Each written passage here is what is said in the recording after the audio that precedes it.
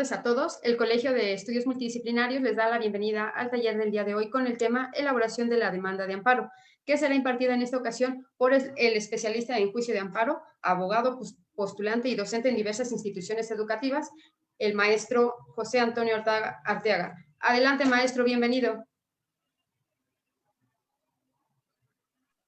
¿Qué tal? Muy buenas tardes a todos, compañeros.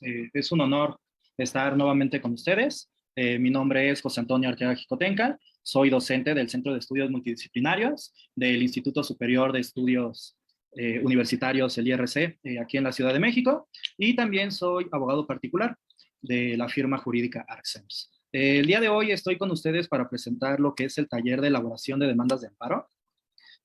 Vamos a comenzar con este curso, ¿no? La finalidad y la funcionalidad que nosotros referimos en esta cuestión de establecer el juicio de garantías es para que tanto el doctrinario como la persona que apenas está conociendo del juicio de garantías, pues pueda tener una noción de cómo se lleva a cabo. Entonces, permítanme un segundo para compartirles mi pantalla y en un segundo estoy con ustedes.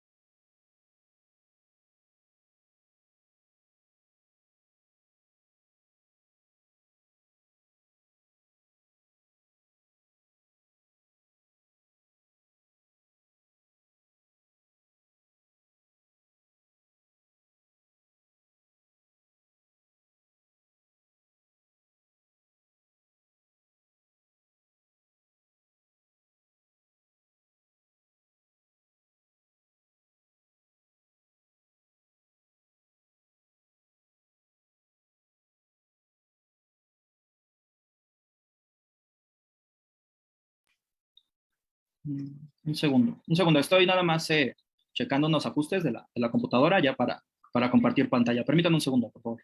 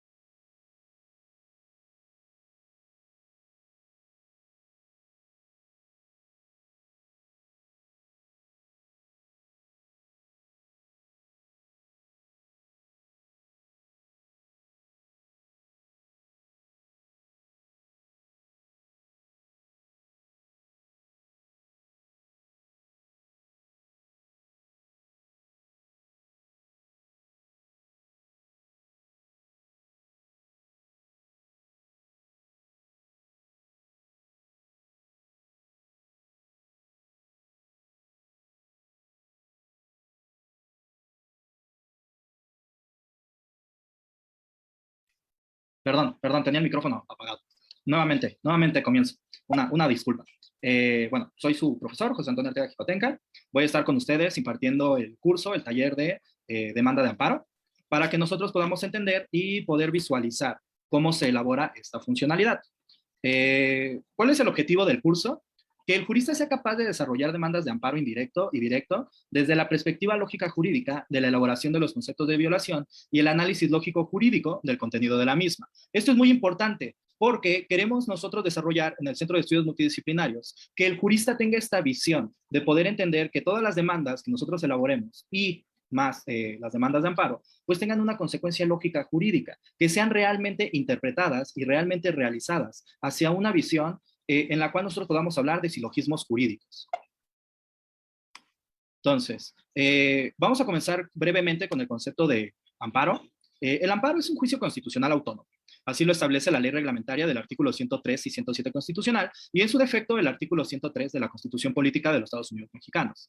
Se inicia por la acción que ejercita cualquier persona ante los tribunales de la Federación contra la ley o acto reclamado, en las hipótesis previstas en el artículo 103, y que se considere violatorio a los derechos humanos. Su objeto es la declaración de la inconstitucionalidad de dicho acto o ley, invalidándose o nulificándose en relación con el agraviado y restituyéndole en el pleno goce de sus derechos humanos. Esto es muy importante, compañeros, porque hemos observado con distintos juristas, inclusive catedráticos, que llegan a confundir términos, llegan a confundir el término de derechos humanos con garantías individuales. Y esto es una apreciación muy subjetiva. Tenemos que entender que el derecho humano es aquella prerrogativa que tiene la persona por el simple hecho de ser un humano, y por ello tiene un derecho. Si bien es cierto, esto podría entrar un poco en contradicción con lo que es el derecho positivo, que establece que tiene que ser el legislador o el aparato como tal, el Estado, el que cree esos derechos. Debemos de entender esta funcionalidad, ¿no? Y debemos de ser bien claros y bien precisos en esta parte. Entonces, entendamos, este derecho que se está adquiriendo, debemos de llevar a cabo el análisis de que, por ejemplo, una garantía individual es un medio para resarcir ese daño provocado por la autoridad. No es un derecho. Sería muy ilógico que nosotros establezcamos que un derecho humano es que la autoridad viole nuestros derechos y posteriormente tenga que resarcirlos. No, tenemos que hablar y tenemos que diferenciar estos dos conceptos. Entonces, por eso hago brevemente este pequeño análisis, ¿no? Bueno, en las hipótesis previstas en el artículo 103 constitucional y que se considere violatorio a derechos humanos. Su objeto es la declaración de la inconstitucionalidad de dicho acto o ley, invalidándose, nulificándose en relación con el agraviado y restituyendo en el pleno goce de sus derechos humanos. Posteriormente, nosotros vamos a analizar dentro de las demandas de amparo y dentro de esta funcionalidad del juicio de garantías algunos conceptos que son básicos. Dentro de estos conceptos, de acuerdo a la reforma que se realizó en la ley reglamentaria del artículo 103 y 107, entender un poco lo que es el concepto de agraviado, ¿no? ¿Quién es la persona que se agravia del acto de autoridad? Pero lo vamos a ver más adelante. Bien, vamos a hablar un poco del amparo indirecto, solamente lo vamos a tocar por encima, porque posteriormente vamos a ir viendo cada punto por separado. Pero es importante que siempre tengamos el marco jurídico, ¿no? El marco jurídico constitucional y la ley reglamentaria del artículo 103 y 107. Tomaremos como punto de partida los artículos constitucionales primero, cuarto, octavo, decimocuarto, decimosexto, 103 y 107 y los demás relativos de acuerdo a la materia en la cual nosotros vamos a promover el juicio de garantías. Recordemos que del artículo primero al artículo 29 constitucional nosotros podemos encontrar los derechos humanos y sus garantías individuales, los medios adecuados para poder resarcir la esfera jurídica violentada por parte de la autoridad. Entonces, dependiendo del caso práctico, nosotros analizaremos estos 29 artículos constitucionales y haremos el estudio minucioso de cuál es el que se adecúa a nuestra demanda de amparo, ¿no? Por ejemplo, yo estoy hablando en este momento en el marco jurídico del artículo primero constitucional. El artículo primero constitucional, a través de su reforma que sufrió después de esta introducción de los derechos humanos en 2011 con el caso Radilla Pacheco, encontraremos que este artículo versa que toda autoridad se vuelve garante de derechos humanos. Es decir, toda autoridad se vuelve un protector. Toda autoridad tiene la obligación de proteger y procurar los derechos humanos. Entonces, es muy importante que hagamos mención en nuestra demanda de amparo del artículo primero constitucional, ¿no? El cuarto constitucional, ¿por qué? Bueno, de acuerdo al caso práctico, como volvemos a hacer mención, podríamos establecer inclusive esta funcionalidad, ¿no? De decir, ok, cuarto constitucional, igualdad de la ley entre el hombre y la mujer, ¿no? Entonces, básicamente, por ejemplo, si nosotros revisamos el Código Civil para el Estado de México, nosotros podemos encontrar un artículo de ese Código Civil que establece una funcionalidad en donde nos dice, la guardia y custodia debe ser preferentemente para la mujer por el desarrollo psíquico, físico e intelectual del menor. Entonces, si nosotros hacemos este análisis con el cuarto constitucional, podríamos encontrar una funcionalidad de hablar, ok, no hay una igualdad, ¿no? Entre hombre y mujer. Eso como, solamente como un análisis de interpretación que podemos platicar con respecto a lo que es el amparo, ¿no? Octavo constitucional, derecho de petición, artículo 14, la retroactividad de la ley, y algo muy importante en la materia penal, que vamos a versar mucho en amparos indirectos respecto de este punto que es muy controversial, ¿no? Que es esta funcionalidad de establecer en qué momento una persona puede ser declarada culpable, ¿no? O por qué, que es un punto muy interesante que se ha versado con distintos juristas, ¿por qué una persona, si todavía no ha recibido una sentencia, se encuentra detenida? ¿Dónde queda el principio de presunción de inocencia? Si el artículo 14 constitucional nos está diciendo, ¿no? Nadie puede ser privado de sus pertenencias, nadie puede ser privado de su libertad, si no es por medio de un juicio, si no es por medio de una sentencia judicial. Entonces, ¿dónde queda inclusive este principio de presunción de inocencia, ¿no? Hablando meramente del artículo 14 constitucional. El artículo 16 constitucional, que nos habla meramente de que ninguna persona puede ser molestada si no es por medio de por escrito o ya sea por una orden judicial. El artículo, inclusive, aquí no hago mención, pero es importante hacer esta mención, el artículo 20 constitucional, que nos habla meramente del proceso penal, de los derechos del imputado y de los derechos de la víctima, e inclusive, aunado a esta discusión que hemos tenido distintos juristas en materia penal, la funcionalidad que establece el artículo 20 constitucional en el apartado B, en los derechos del imputado, en la fracción segunda, si mal no recuerdo, que establece, ¿no? Que debe de velarse el principio de inocencia y en su defecto, hasta que una persona no tenga una sentencia condenatoria, no puede ser declarado culpable, ¿no? Tenemos estas funcionalidades. Entonces, es de observancia general. El artículo 103 y 107, porque básicamente son los que nos hablan del juicio de garantías, son los que nos establece en qué momento amparo indirecto, en qué momento amparo directo, ¿no? Básicamente, si nosotros hacemos el análisis así por encima, podríamos hablar amparo indirecto, todo acto de autoridad que no tenga una sentencia firme o que no admita algún recurso, se puede llegar a esta funcionalidad de amparo indirecto, ¿no? Amparo directo contra sentencias que pongan fin al procedimiento.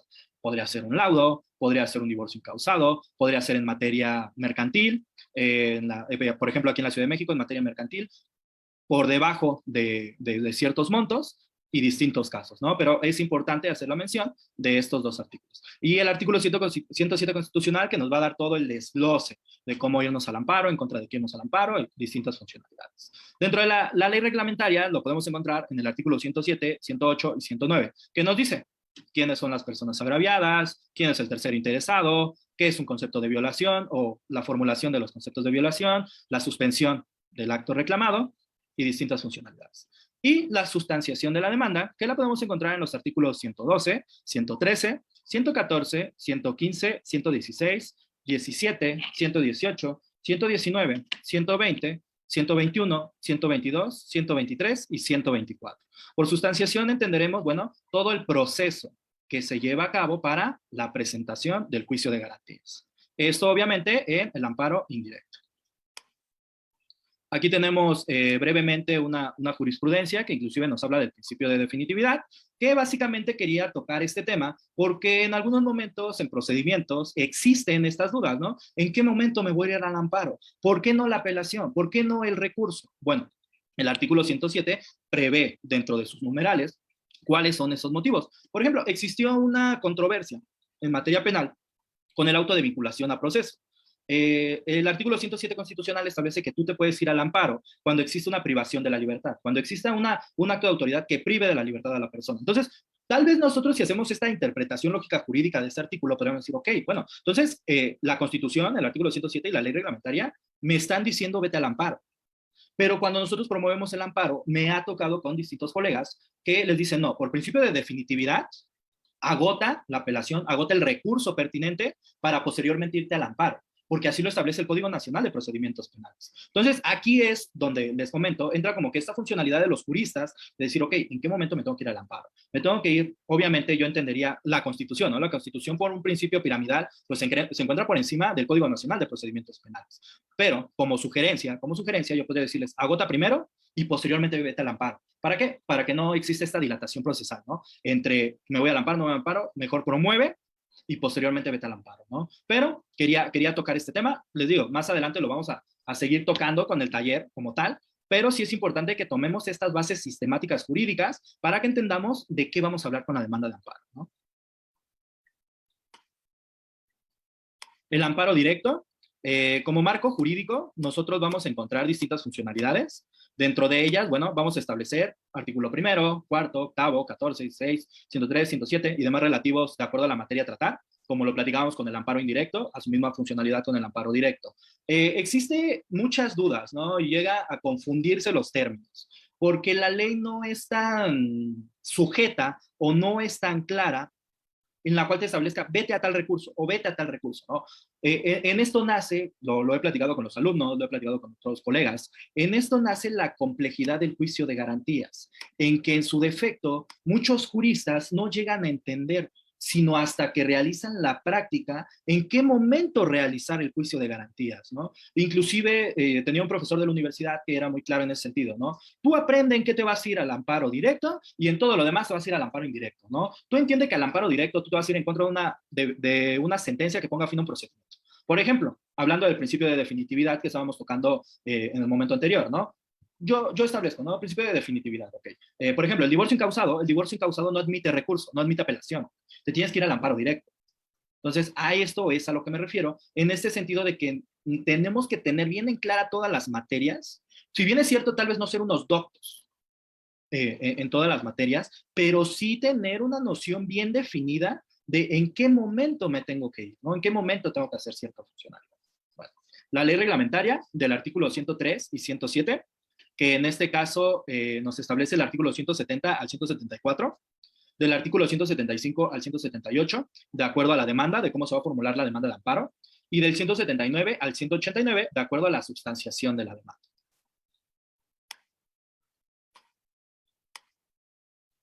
Por ejemplo, el artículo 170 nos dice, el juicio de amparo directo procede contra sentencias definitivas, laudos y resoluciones que pongan fin al juicio, dictadas por tribunales judiciales, administrativos, agrarios o del trabajo, ya sea la violación que se comete en ellos o que cometida durante el procedimiento afecte la defensa del quejoso trascendiendo el resultado del fallo. Por ejemplo, si nosotros estamos hablando del amparo directo, pues tenemos que entender bien esta funcionalidad, ¿no? Me ha tocado dar esta materia en la universidad y platicar con otros colegas esta parte de que en algunos momentos le dicen al estudiante, ¿no? A ver, compañero, te voy a poner un caso hipotético y ármate un amparo directo.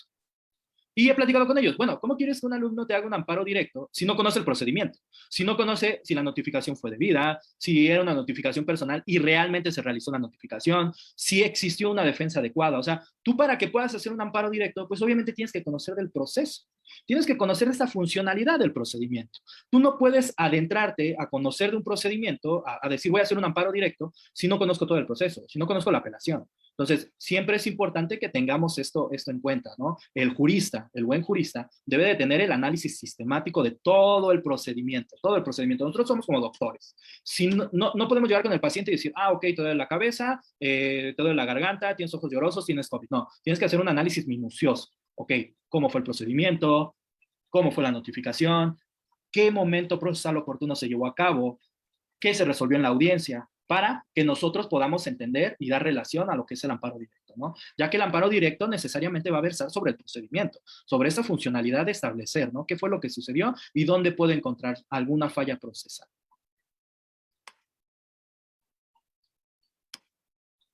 Vamos a hablar ya meramente de la elaboración de la demanda de amparo. Esto desde un punto de vista teórico, posteriormente lo vamos a ver ya desde un punto de vista teórico, pero sí es importante que entendamos ciertos conceptos, ¿no? Que son importantes. El quejoso y tercer interés. El quejoso es aquella persona que, como lo dice la palabra, ¿no? En algunas ocasiones el derecho es muy lógico y las definiciones son igual de lógicas. A veces queremos hacernos una interpretación lógica jurídica del derecho y nos desviamos de la conversación principal.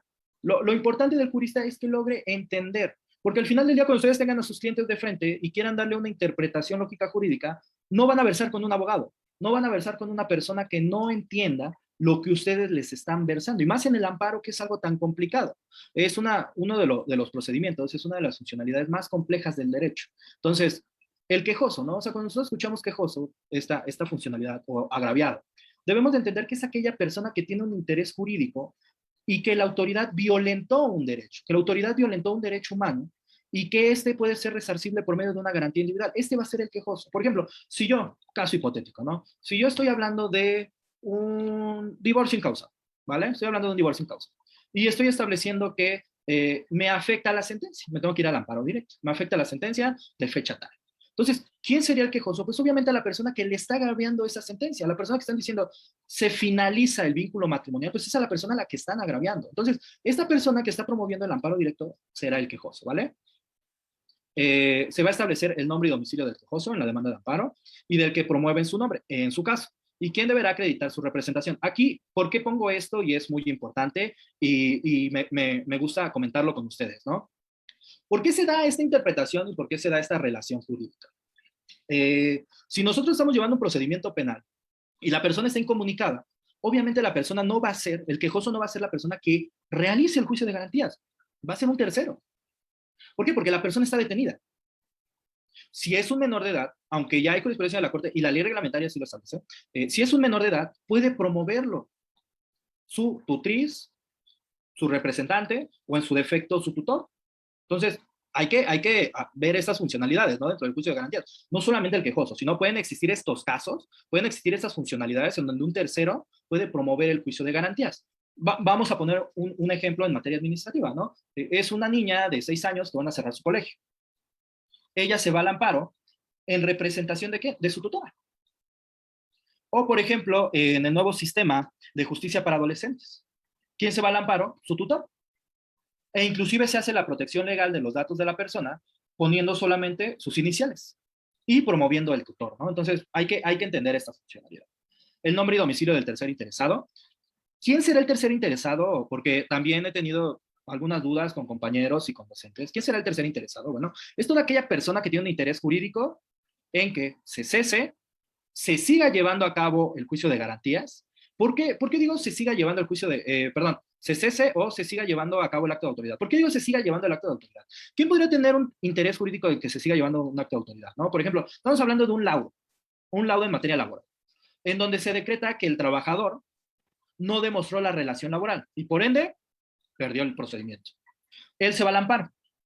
El tercer interesado, ¿quién sería? Pues el patrón, porque él tiene un interés jurídico ¿de qué? De que el acto de autoridad dictado por la Junta pues sigue existiendo.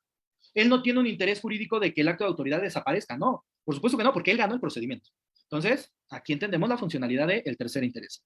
En su caso, en caso de no conocerlo, que esto también es muy importante, más en materia penal, manifestar bajo protesta de decir verdad que desconocemos al tercer interesado. ¿Qué es un acto de autoridad o qué entendemos por acto de autoridad, ¿no? El acto reclamado es cualquier acto de autoridad que de efecto o facto vulnere los derechos humanos de los ciudadanos. Básicamente, ¿no? Y lo que nos dice la definición, que es muy concreta y práctica, ¿no? Es todo aquel acto o es toda aquella voluntad por parte de una autoridad, que recordemos los principios del acto de autoridad, que son 3, que es imperativo, unilateral y coercitivo. ¿Por qué es imperativo? Porque es una orden. Yo no te digo, oye, ¿quieres detenerte? No, yo te digo, detente, te ordeno. Es imperativo.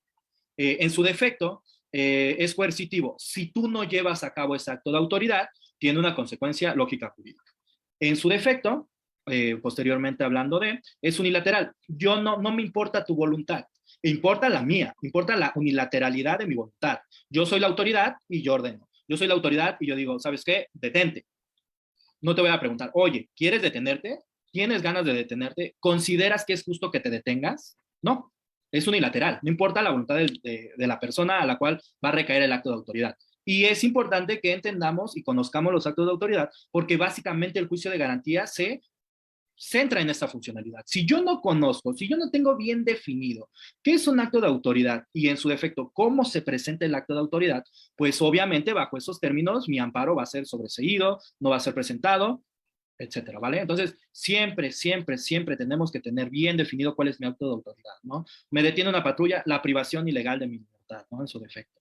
Es una sentencia condenatoria, la sentencia de fecha tal, siempre tener bien definido cuál es el acto de autoridad.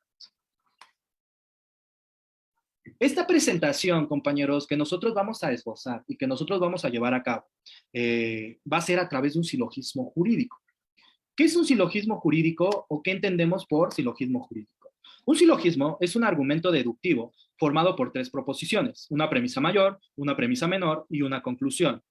En su defecto, las premisas contienen 3 términos, el menor, el medio y el mayor. Cada término aparece solo en dos proposiciones. Un silogismo categórico es esta forma estándar cuando sus premisas y su conclusión están arregladas en un orden específico. ¿Por qué es importante que nosotros aprendamos y conozcamos el silogismo jurídico? Porque este nos va a llevar a la forma de cómo vamos a argumentar nuestro juicio de garantías. Todos los juicios de garantías que nosotros llevemos tienen que tener una prelación lógica jurídica, tienen que tener un orden sistemático de funcionalidad por el cual nosotros expliquemos o demos a explicar cómo se está desarrollando el juicio de garantías.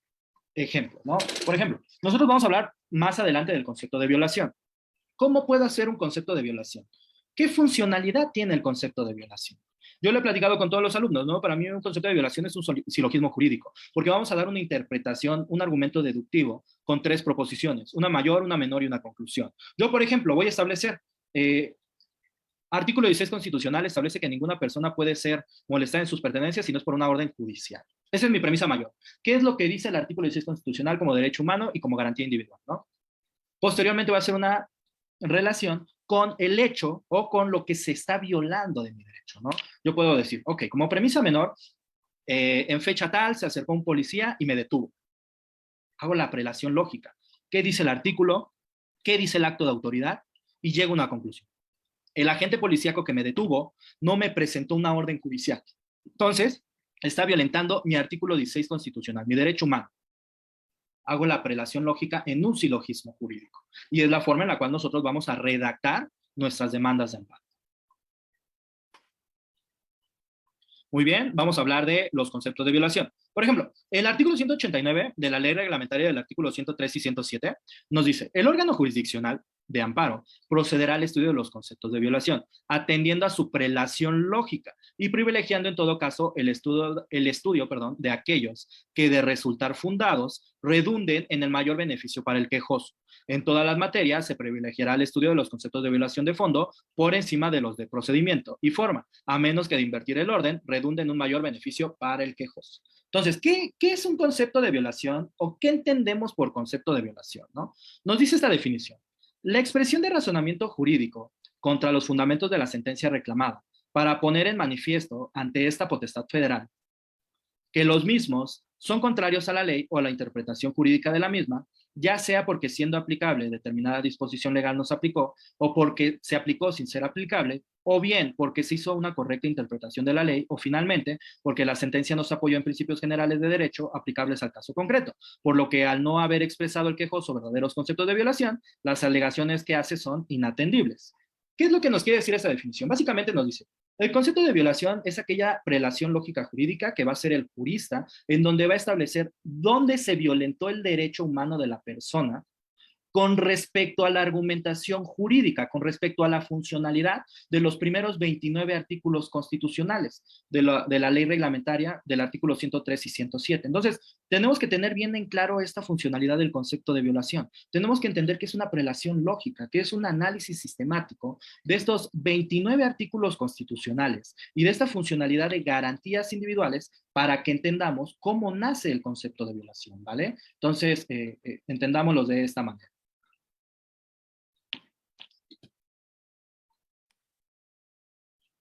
El concepto de violación debe ser la relación razonada que el quejoso debe establecer entre los actos desplegados por las autoridades responsables y los derechos humanos que estime violadas, expresando que la ley impugnada en los preceptos citados conculca sus derechos públicos individuales. Por tanto, el concepto de violación debe de ser un verdadero silogismo. Esta es una jurisprudencia. Al ser esta relación que platicábamos, de relación razonada, debemos de establecer que el quejoso debe de establecer estos actos desplegados. ¿Cómo son mis hechos? Que más adelante lo vamos a ver meramente cuando entremos al taller. Pero, ¿qué son los hechos y las funcionalidades que se están estableciendo? ¿Qué son estas funcionalidades de las cuales nosotros podemos entender y podemos realizar esta prelación lógica jurídica?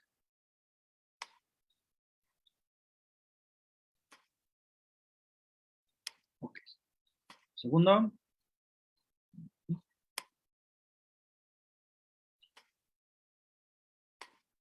Listo. Una vez que ya entendimos lo que son los conceptos de violación, una vez que ya tenemos clara esta funcionalidad y una vez que podemos analizar estas deducciones lógicas jurídicas del juicio de garantías, debemos de entender que existe o que mejor dicho, una de las funcionalidades del juicio de garantías es que se suspende el acto reclamado. La suspensión del acto reclamado es ello, que la autoridad cese el acto de autoridad que está vulnerando el derecho para que no siga vulnerando a la persona. Entonces, por ejemplo, si nosotros hablamos de amparo indirecto, podemos establecer que la suspensión se solicita de manera provisional para posteriormente versar sobre una suspensión definitiva. En amparo directo solamente se habla de la suspensión. En amparo indirecto, nosotros vamos a hablar del artículo 125 al 144, mientras que en el amparo directo, nosotros vamos a hablar del artículo 190 al artículo 191. La suspensión definitiva en amparo directo, estableceremos del 145 al 158. Ok, vamos a analizar ya en este momento los casos prácticos. Me era de interés que entendiéramos las funcionalidades anteriores, porque quiero que tengamos bien en claro estos conceptos, para que ya ahorita que entremos de lleno a lo que es el taller de elaboración de demandas de amparo, pues podamos tener este análisis y esta sistematización directa, ¿no? Entonces, denme un segundo para compartirles las demandas de amparo.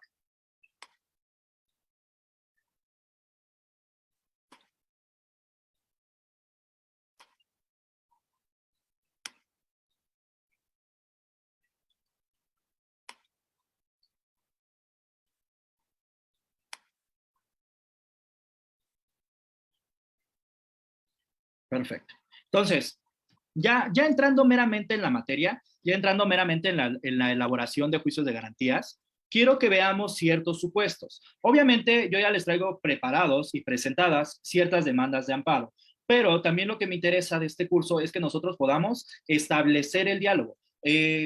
Muchas veces, cuando nosotros apelamos, cuando nosotros hablamos con la autoridad, cuando establecemos ciertos argumentos jurídicos, la autoridad llega a tratar de dar una interpretación de lo que ellos consideran que es lo que se establece en la norma jurídica.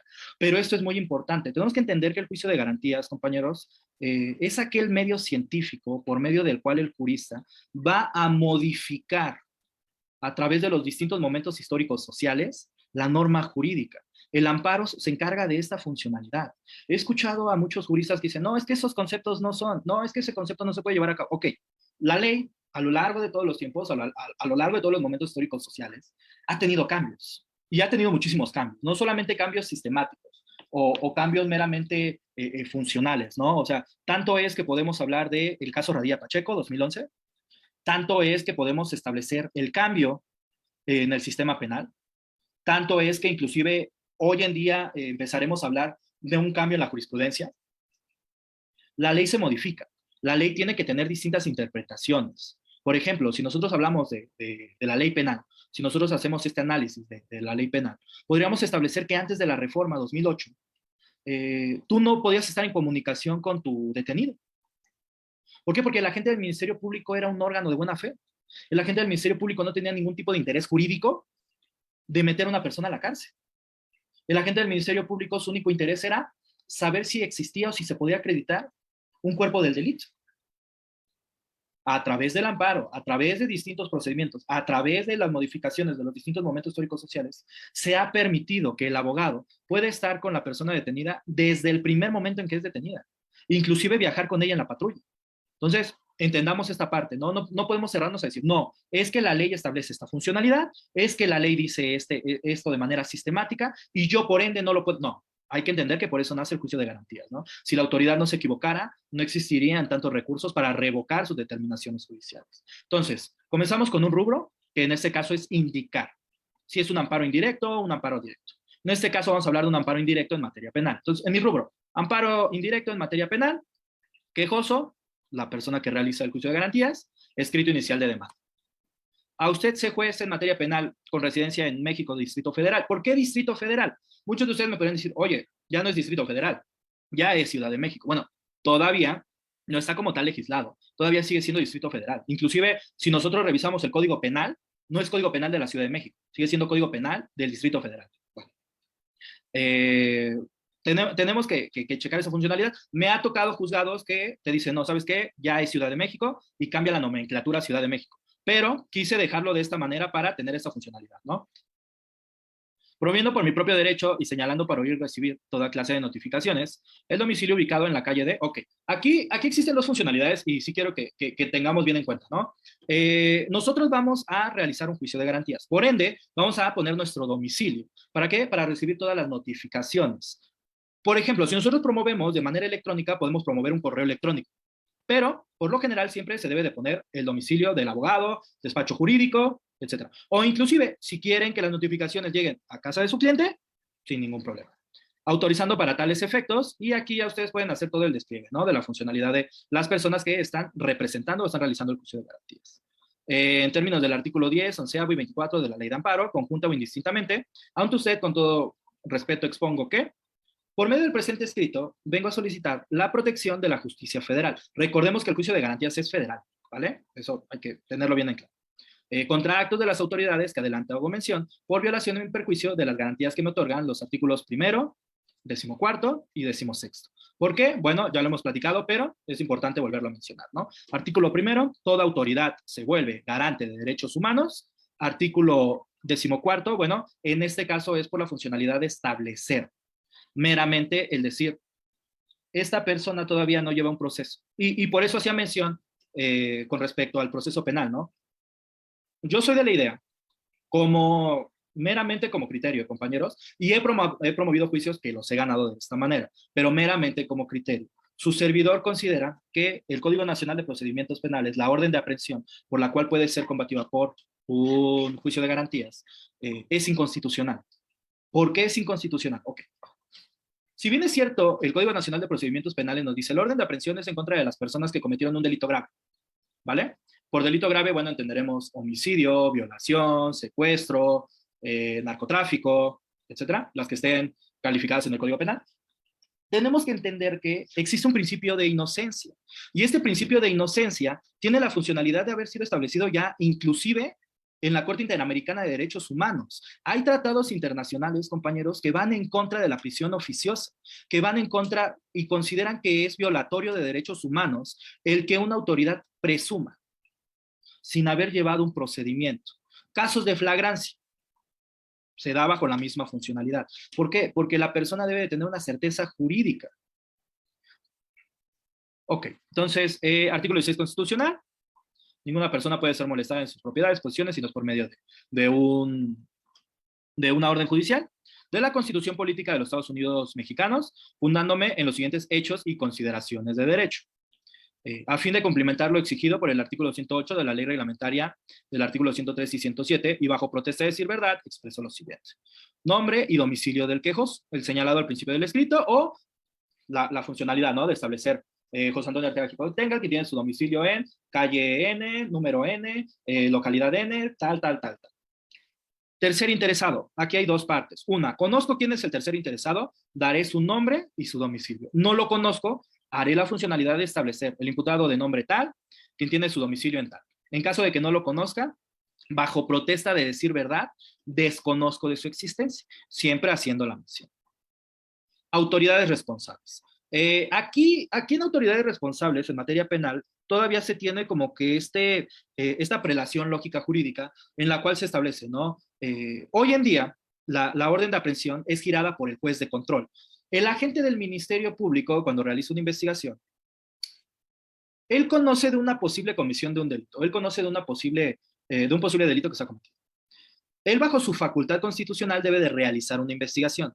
¿Para qué? Para poder levantar una carpeta de investigación, dentro de esa carpeta de investigación realizar las investigaciones correspondientes al hecho delictuoso que se está denunciando, y en su defecto, una vez que él haya acreditado esa funcionalidad, puede solicitar al juez de control la judicialización de la carpeta de investigación y posteriormente entrar a la audiencia inicial, ¿no? Ok, entonces, una vez que tiene estas potestativas el agente del Ministerio Público, y una vez que nosotros estamos haciendo esta defensa, ¿en qué nos vamos a amparar o contra qué nos vamos a amparar cuando nosotros hablamos de una orden de aprehensión? Nosotros podemos establecer distintas funcionalidades. En el caso, una de ellas es, no he sido oído y vencido en juicio. Y esto es muy importante porque inclusive hay jurisprudencia de la Corte que así lo establece, ¿no?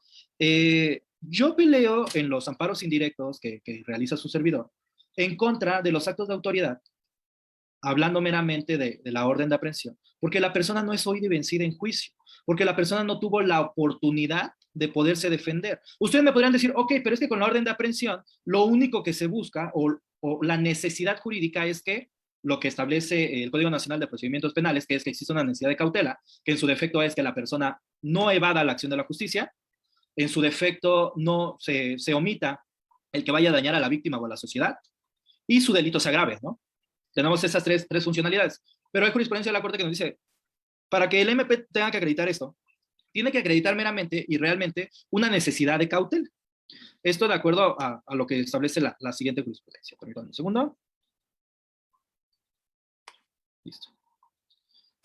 Orden de aprehensión para su emisión, sin que medie citatorio, el Ministerio Público debe de justificar la necesidad de cautela ante el juez de control, sin que ello se satisfaga con una sola circunstancia de los hechos que el caso corresponda a un delito que merite prisión preventiva oficiosa. O sea, no solamente el agente del Ministerio Público puede basarse, no puede establecer esta funcionalidad de decir, ok, este delito amerita prisión preventiva oficiosa. No, tiene que existir una necesidad de cautela, ¿ok?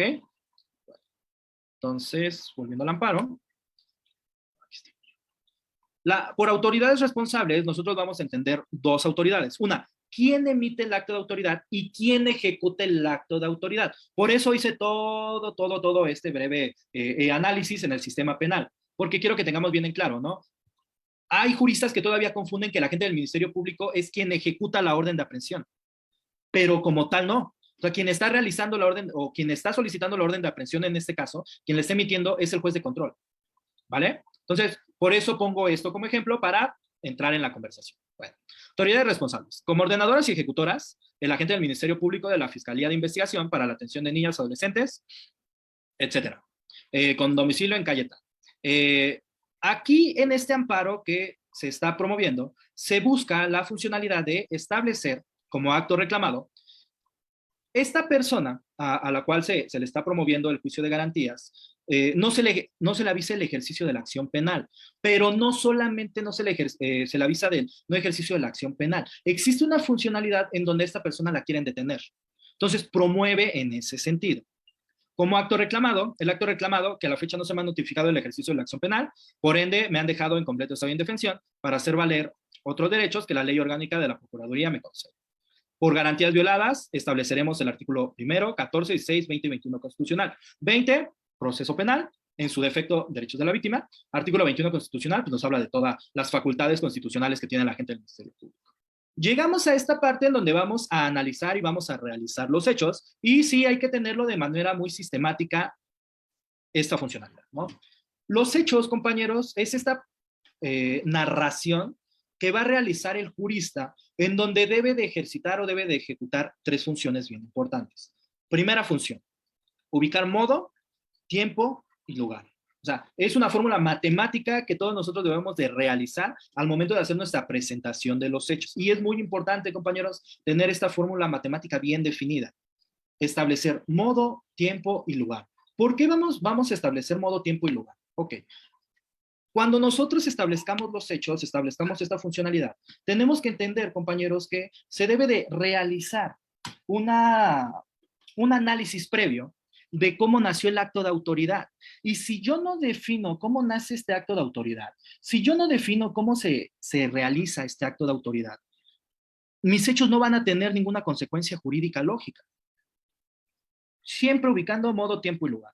El día viernes 1 de abril del año en curso, me enteré por conducta de mis abogados al llevarme al juzgado tal, que el tercero interesado había promovido para que el juez familiar le notificara continuar con las visitas de mi hijo menor, ya que anexó a dicha promoción una notificación a su nombre del tercero interesado, de nombre tal, en la que le informaba que quedan canceladas las medidas precautorias que le fueron giradas en fecha tal, de no haberse acreditado los elementos del cuerpo de delito de la violencia familiar.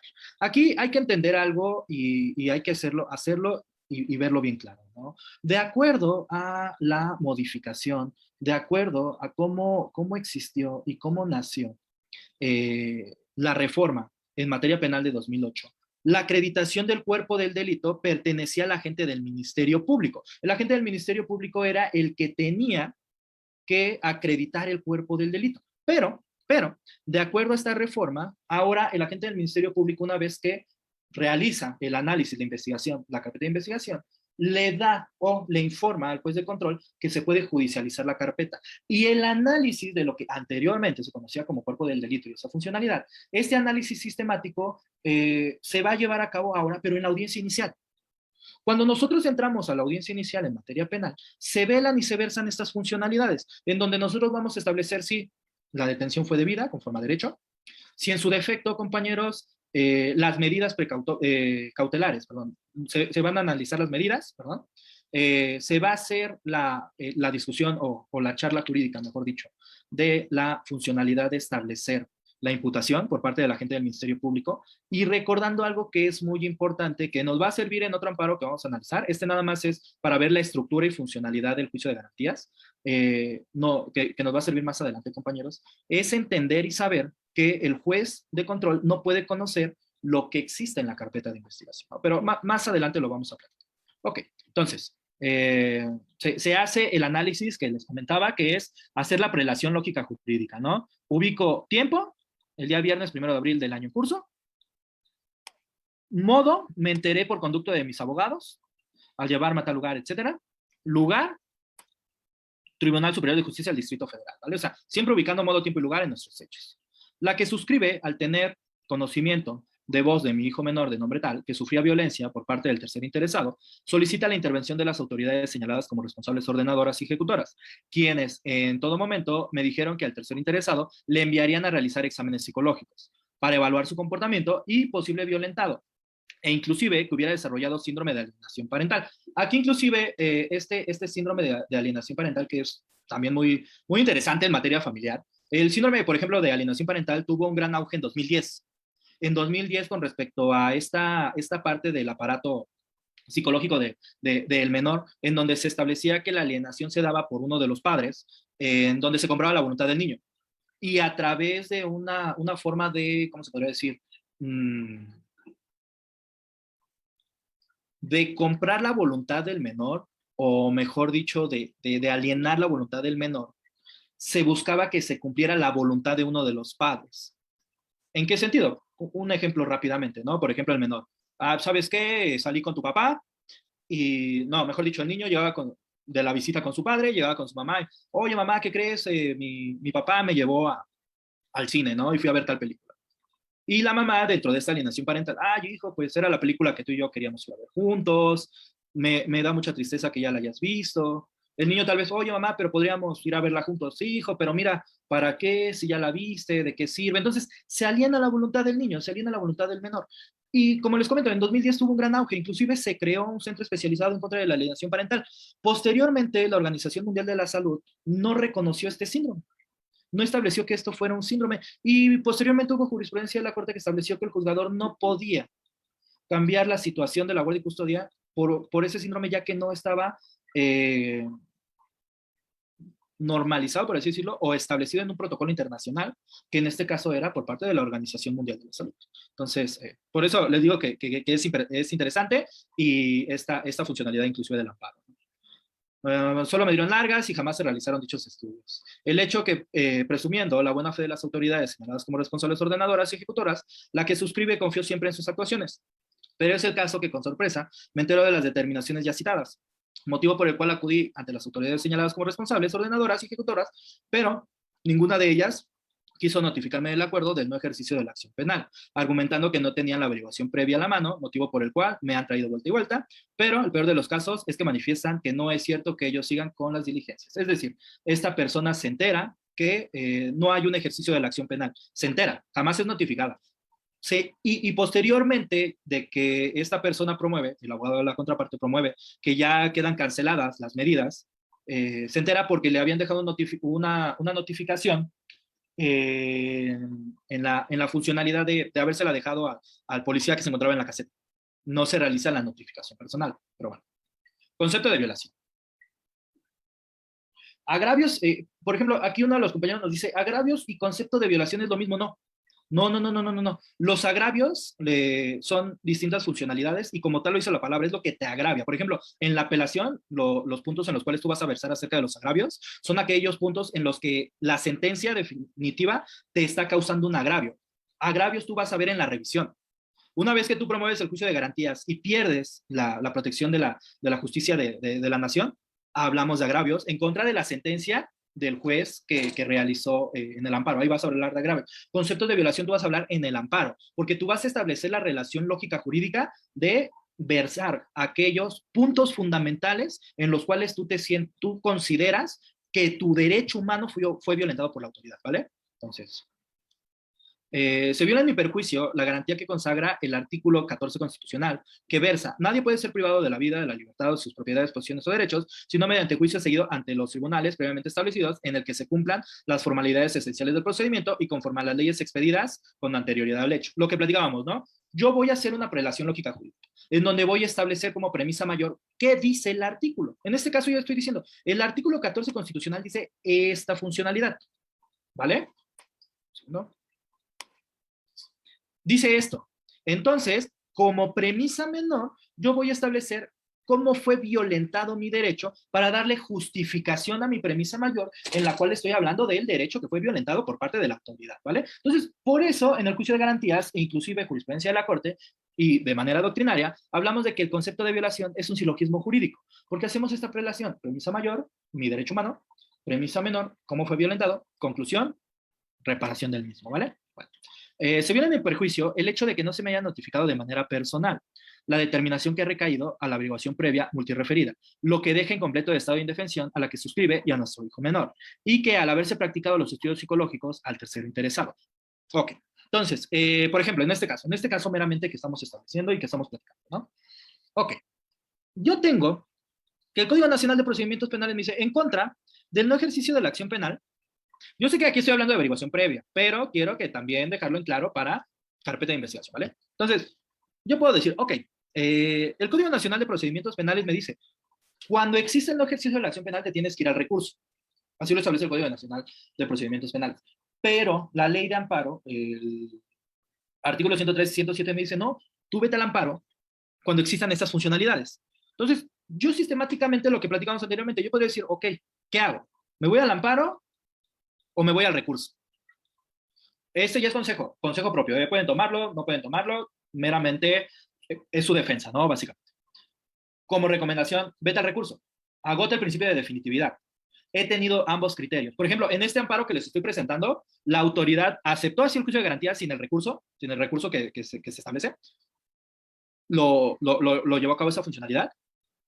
Pero, he visto procedimientos en donde te dice: no, agota el principio de definitividad, ve primero allá antes de llegar acá, ¿vale? Entonces, como recomendación, primero agota y posteriormente ampara, ¿vale?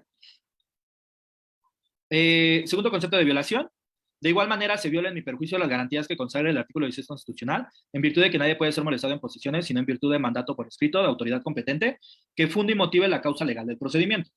Las presentes violaciones considero que se dan en virtud de las causas ya señaladas en el precepto de violación anterior, el cual, en atención al principio de economía procesal, solicito que se me dé por reproducidas. Podemos hacer los dos, ¿vale? Yo en el segundo concepto de violación puedo hacer la misma prelación lógica jurídica. De acuerdo al artículo 16 constitucional, yo estoy considerando que la funcionalidad de que a mí se me dé la protección por parte de la justicia es porque no tuve una orden judicial, ¿vale? O sea, podemos hacer la prelación. Mal consejo, porque es un mal consejo, no lo lleven con si nosotros, algunas veces la autoridad no lee, algunas veces hay que dárselo lo más digerido. Si ustedes quieren hacer un juicio de garantías de 40, 50, 60, 80, que parezca una tesis una tesis doctoral, perfecto, está muy bien, nada criticable, está perfecto. Como experiencia y como consejo, procuren hacerlo lo más establecidas y lo más, no tanto que sean o que tengan omisiones en su defensa, ¿no? Sino que procuren que la autoridad lo tenga lo más digerible posible, ¿vale? Bueno. Capítulo de suspensión. Platicábamos, ¿no? Amparo indirecto, existe suspensión provisional, posteriormente suspensión definitiva. Esto de acuerdo a lo que establece el código, la ley reglamentaria del artículo 103 y 107, es los elementos de la substanciación, ¿no? Es decir, hago mi demanda, o bueno, de eso hablamos un poquito más adelante. Capítulo de suspensión, con fundamento en el artículo 125 al 128 de la Ley de Amparo, solicito la suspensión provisional de las autoridades que señalo como responsables. Y en su oportunidad, la suspensión definitiva respecto de los mismos actos, solicitando 2 copias certificadas de la misma. Ok. En el capítulo de suspensión, compañeros, nosotros podemos poner jurisprudencia. Esta demanda de amparo que le estoy presentando, esta que estamos revisando, si se dan cuenta, no tiene jurisprudencia. ¿Por qué? Porque quise presentarles primero una donde observemos nada más cómo es, se puede decir, el esqueleto de la demanda de amparo, así de manera muy por encima, por así decirlo, para posteriormente observar otras demandas de amparo en donde ya está engrosada con jurisprudencia, con criterio y con distintas funcionalidades. Quise hacer el primer ejercicio lo más entendible, por así decirlo, para que posteriormente entendamos la funcionalidad distinta, ¿vale? Ok. Entonces, capítulo de suspensión, como se los decía anteriormente, también se puede agregar jurisprudencia. La ley reglamentaria, y esto como caso meramente concreto, la ley reglamentaria establece que es de oficio. No se confíen, no se confíen. Siempre pongan el capítulo de suspensión, o por lo menos sus servidores así lo hacen. Yo siempre pongo el capítulo de suspensión. Siempre procuro de verdad poner los capítulos de suspensión. Aunque la ley reglamentaria establezca que es de oficio, y más en materia penal, no se confíen, ¿vale?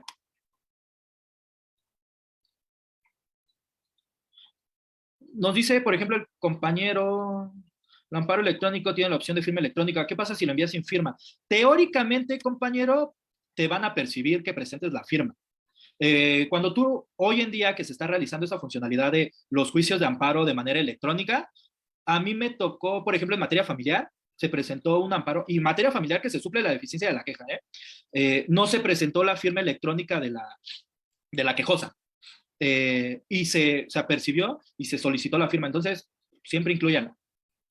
Otros amparos se han promovido sin la firma y se han aceptado, pero recomendación siempre, solicítenle a su cliente que realice, y ustedes obviamente, no, creo que está de más que se lo diga, ténganlo bien checado, ¿no? Denme un segundo. ¿Qué se suspende en un juicio de amparo?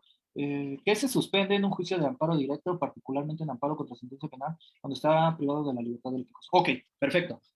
Bueno, ¿qué pasa en amparo directo en contra de una sentencia que pone fin a un procedimiento? Se debe de dejar inmediata libertad a la persona. ¿Qué se podría suspender? Podríamos estar hablando de, si por ejemplo durante el proceso existe alguna falla procesal, cuando hablamos meramente de este término, ¿no? De establecer que el amparo se da en efectos, se puede suspender que el proceso se retrotraiga hasta el momento de la violación. Se podría dar en esa funcionalidad. El material, sí, por supuesto, el material se los da el instituto. La suspensión del acto reclamado, no, la suspensión opera para el amparo directo e indirecto. La distinción es que en amparo indirecto hay suspensión provisional y definitiva, y en el amparo directo solamente suspensión, ¿vale? Okay. Lo de suspensión y termina. ¿Por qué solicito 2 copias? Esto también es muy importante. ¿Por qué se solicitan 2 copias, compañeros? Porque por lo general, bueno, es una vieja práctica del poder, pero siempre hay que tenerlo presente. Algunos procedimientos, y me ha tocado a mí, en mi joven vida como jurista, que la autoridad llega a detener a una persona, presenta la suspensión provisional y se lo llevan detenido. Tienes ya tú una copia para, oye, ¿sabes qué? Están parados. Por eso siempre pido 2. Una que se la quede el cliente y otra que se la quede su servidor.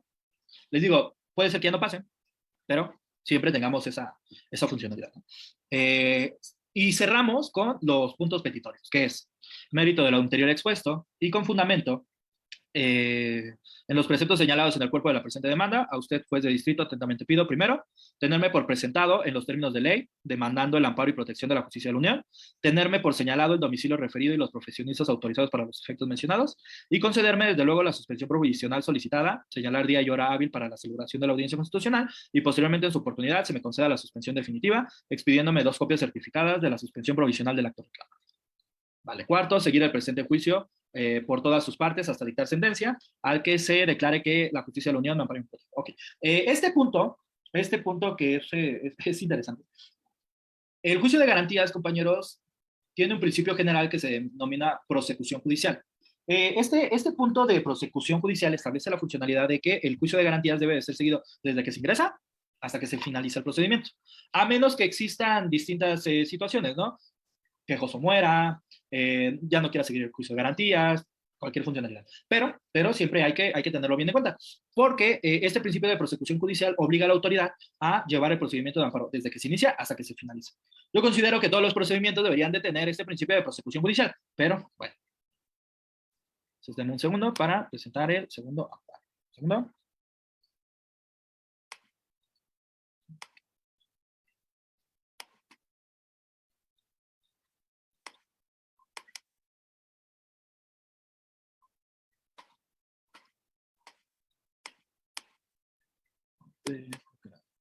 Será este.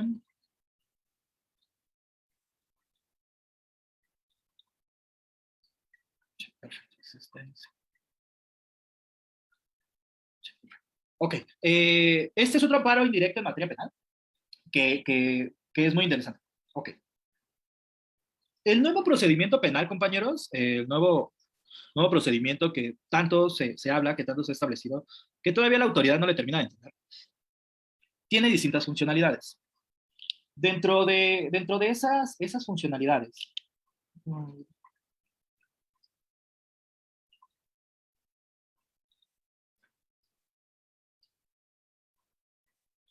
ok, nos dice la compañera Alma Estudillo, maestro, un amparo indirecto donde me piden que aclare el concepto de violación y en ese inter el acto reclamado ya no existe. ¿Qué procede? ¿Cómo se contestaría esa vista? Ok, vale.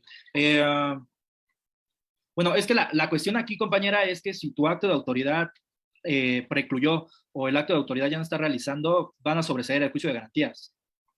Te soy sincero, no tendría ni caso que lo contestes porque lo van a sobreseer.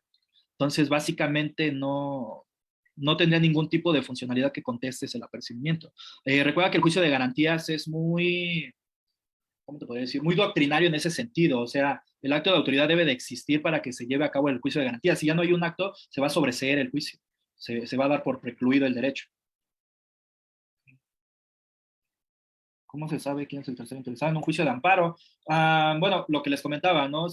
¿Cómo se sabe quién es el tercero interesado? Es quien tiene un interés jurídico. Si tú, por ejemplo, estás hablando de un laudo, el tercero interesado va a ser la contraparte, porque ella es la persona que tiene el interés jurídico de que el procedimiento siga teniendo vida, de que siga existiendo el procedimiento. Si como tal ya no existe si tú no lo conoces, bajo protesta de decir verdad vas a manifestar. Bajo protesta de decir verdad, ignoro si existe.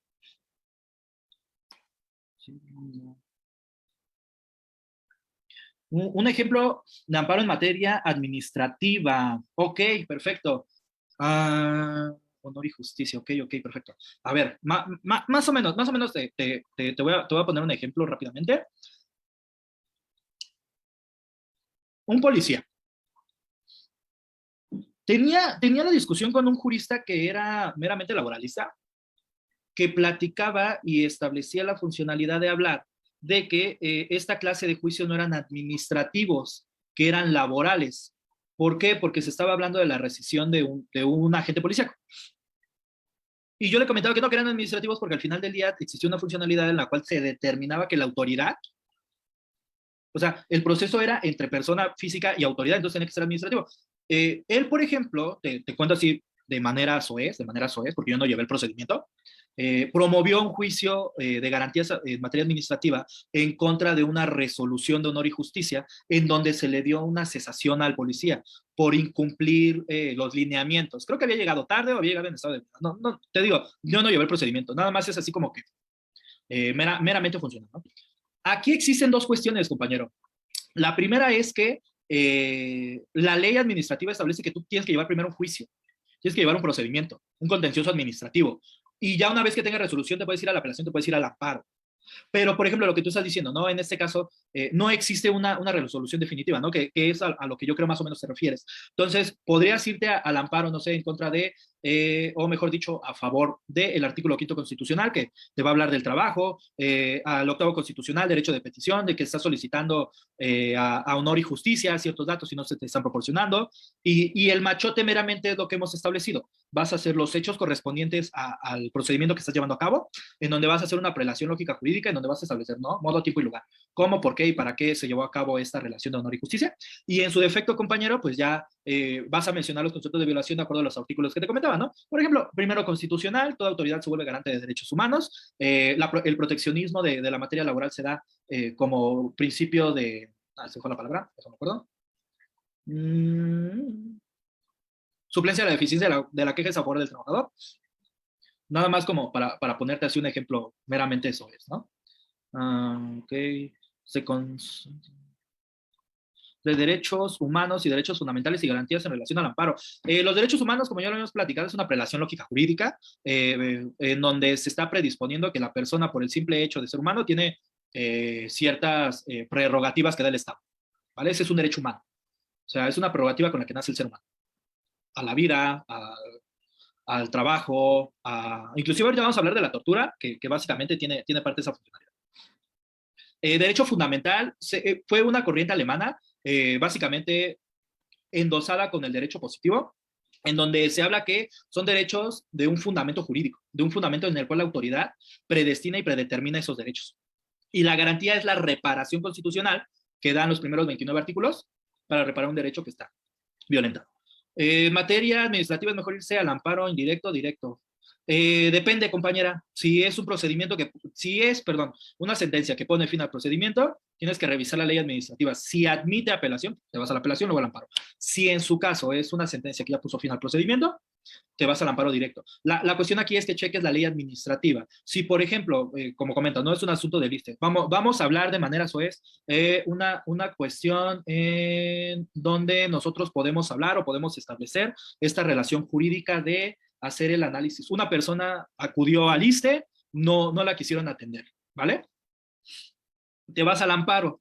La ley administrativa determina que primero te tienes que ir al procedimiento administrativo. Puedes hacer el juego con los dos, te vas al amparo indirecto y te vas al procedimiento administrativo. Tal vez tú me vas a decir, oiga, ¿y de qué sirve que me vaya al amparo indirecto si ya estoy promoviendo el administrativo? Ya tienes soporte jurídico para decir, bueno, aquí hay una determinación judicial por parte de una autoridad superior en donde me está diciendo que me vaya al administrativo, ¿vale? ¿En qué caso no se puede otorgar la suspensión provisional del acto reclamado? Cuando no esté bien justificado en los numerales que encontramos establecidos, cuando el acto de autoridad no exista, cuando el acto de autoridad sea denegado por parte de la autoridad. Porque, por ejemplo, y qué bueno que haces esa pregunta y es muy interesante, ¿no? Si, por ejemplo, yo establezco la funcionalidad como autoridad, yo me voy al amparo, ¿no? Por ejemplo, en una orden de aprehensión. Llegan unos policías de investigación a mi domicilio, tocan la puerta, me quieren detener, me voy a la mano. Yo obviamente, compañeros, no tengo el conocimiento, no sé, todas las autoridades, si realmente sean autoridades. O sea, yo como ciudadano no estoy seguro de que Juanito Pérez sea funcionario público. O que, por ejemplo, en materia administrativa, una señora que dice que trabaja para la delegación o que trabaja para la alcaldía, perdón, o que trabaja en el gobierno, yo no tengo la potestad, puedo inclusive presentar un gafete. Me voy al amparo en contra de su acto de autoridad. La autoridad puede decir, ¿sabes qué? Bajo protesta de decir verdad, yo no emití ese acto de autoridad. Es más, yo ni conozco a ese funcionario público. En ese caso, obviamente, no se da la suspensión y en su defecto se sobresee el juicio de garantías. ¿Por qué? Porque no existe un acto de autoridad. Y este acto de autoridad, pues obviamente no, la misma autoridad pues, va a denegar esa funcionalidad, ¿no? Por así decirlo. En un segundo vuelvo con ustedes, vamos a regresar con la demanda de amparo. Ok, bueno, entonces, establecemos el mismo rubro, ¿no? Amparo indirecto en materia penal, queja total, escrito inicial de demanda, ser juez de distrito de amparo en materia penal con residencia en la Ciudad de México, promoviendo por mi propio derecho y señalando para hoy recibir toda clase de notificaciones, el domicilio ubicado en calle tal, a los profesionistas autorizados para tales efectos, de nombre tal, con cédula profesional tal, en los términos establecidos en el artículo 10º, 11º, 24º de la Ley de Amparo, conjunto o indistintamente, ante usted con todo respeto expongo, que por medio del presente escrito vengo a solicitar el amparo y protección de la justicia federal contra actos de las autoridades que adelante hago mención, por violación en perjuicio a mis garantías que otorgan el artículo 14º y 16º de la Constitución Política de los Estados Unidos Mexicanos, fundándome en los siguientes hechos y consideraciones de derecho. A fin de complementar lo exigido por el artículo 108 de la Ley de Amparo, y bajo protesta de decir verdad, a continuación expreso nombre y domicilio del quejoso, solicitado al principio, ¿no? Segundo, así. Bajo protesta de decir verdad, ignoro si existe. O en su caso, si no ignoro si existe, pues el C de nombre tal puede ser el denunciante, puede ser el querellante. Aquí yo puse denunciante, querellante o el nombre del beneficiario de la indemnización, o incluso pueden señalar a la gente del Ministerio Público que conoció la carpeta de investigación y a la gente del Ministerio Público que judicializa la carpeta de investigación, con finalidad de que incluso estas autoridades le informen al juez de distrito o de control que conoce. Bueno, ¿por qué? ¿Por qué? ¿Por qué? ¿Por qué? Vamos a empezar a hacer esta pregunta. En el amparo anterior que estábamos hablando de la averiguación previa, yo les comentaba que la acreditación del cuerpo del delito determinaba por parte de la gente del Ministerio Público. Él acreditaba y se llevaba posteriormente el procedimiento. Como nosotros en ese nuevo procedimiento dejamos de creerle a la autoridad, dejamos de creerle a la gente del Ministerio Público, nosotros vamos a llevar un procedimiento en la audiencia inicial en donde vamos a realizar un debate con el agente del Ministerio Público, en donde vamos a establecer distintas funcionalidades. Ya lo platicábamos anteriormente, ¿no? Debida detención, la imputación, la autovinculación a proceso, las medidas que se van a realizar.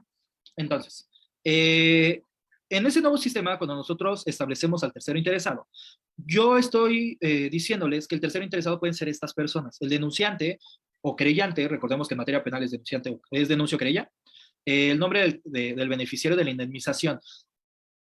En este nuevo sistema, los delitos deben de tener una indemnización. Y esta indemnización, recordemos que en materia penal, esta funcionalidad cuando nosotros establecemos esta parte de hablar quién es realmente la víctima.